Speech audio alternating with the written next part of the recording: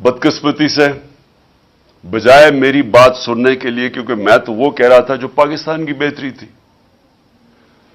बजाय मेरी बात सुनने के हमारे कारकुनों के ऊपर जो सख्ती की गई। मैं जनरल मुशर्रफ के मार्शल लॉ के अंदर ऑपोजिशन में था। मुझे जनरल मुशर्रफ के मार्शल लॉ में मैं जेल में गया।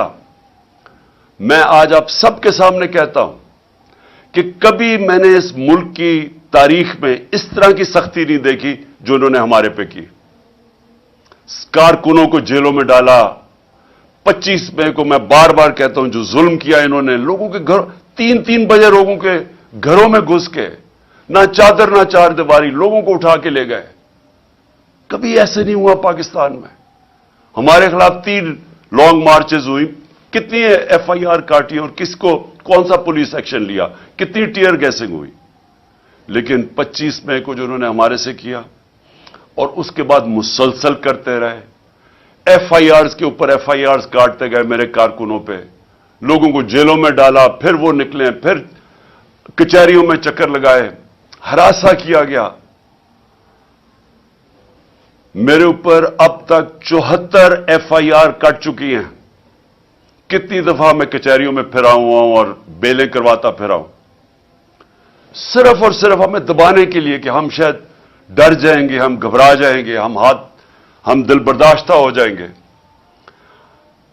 सहाफियों से जो किया गया, कभी पाकिस्तान में इस तरह, और सहाफियों से किन से किया गया? वो सहाफी जिनकी इस माशरे के अंदर एक पहचान थी, क्रेडिबिलिटी थी, मुहिब वतन थे, उन सहाफियों से जो इन्होंने किया। और ये कौम कभी नहीं भूलेगी जो अरशद शरीफ से किया, कभी ना मैं भूलूंगा या कौम भूलेगी कि एक ऐसा आदमी जिसकी कोई कीमत नहीं थी जमीर की, मुहिब वतन पाकिस्तानी, उससे जो किया गया ये कौम हमेशा याद रखेगी। उसके अलावा आजम स्वाति, शहबाज गिल,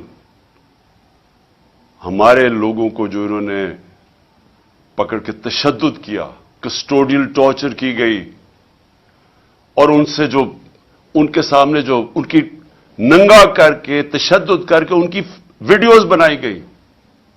आजम स्वाति की वीडियो हमारे एमपी को दिखाई गई जिसको कह रहे थे कि नून लीग में चले जाओ, इमरान खान पे कांटा मार दिया है, उसको उसका तशद्दुद करते हुए आजम स्वाति की वीडियो दिखाई गई।